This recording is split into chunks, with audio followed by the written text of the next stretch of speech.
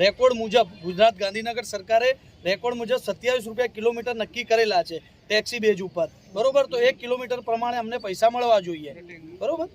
આપ જોઈ શકો છો કે આજે અહીંયા 200 થી 250 જે ડ્રાઈવર છે એમની આજે આપ જોઈ શકો છો કે આજે 200 થી 250 ડ્રાઈવરો અહીંયા એકત્રિત થયેલા છે અને આજે આ એક જ વિસ્તારના છે, બીજા ઘણા વિસ્તાર એવા છે. આ એક જ વિસ્તાર પશ્ચિમ વિસ્તારમાં અમે એક નાનકડી મિટિંગ કરી હતી, એમાં બધા ખાલી પશ્ચિમ વિસ્તાર જ છે.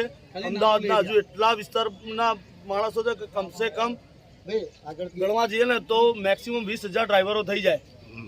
2019માં ગવર્મેન્ટ જોડે 19 રૂપિયાનો ઠરાવ થયો હતો, જેનું અમારી પાસે સરકાર હસ્તક લખાણ બી હતું.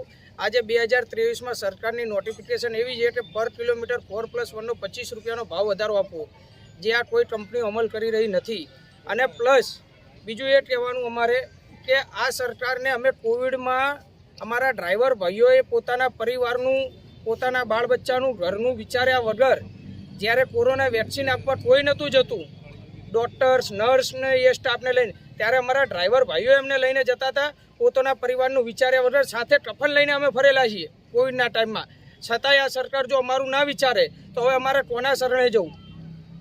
એ સમયે મેં કમસે કમ 300 થી 400 ગાડીઓના ઘર મેં પૂરા કરાવડાયેલા છે. કોવિડ વખતે મેં 300 થી 400 ગાડીઓ મારા પોતાના કોન્ટ્રાક્ટમાં હતી અને મેં બધાને હાથ જોડીને નમ્ર વિનંતી કરીને એ લોકોના બી ઘર ચાલે અને લોકોનું ભલું થાય એટલી મેં હેલ્પ કરી હતી. મેં બહુ જ હેલ્પ કરી હતી બધી રીતથી, જે પ્રમાણે વેક્સિન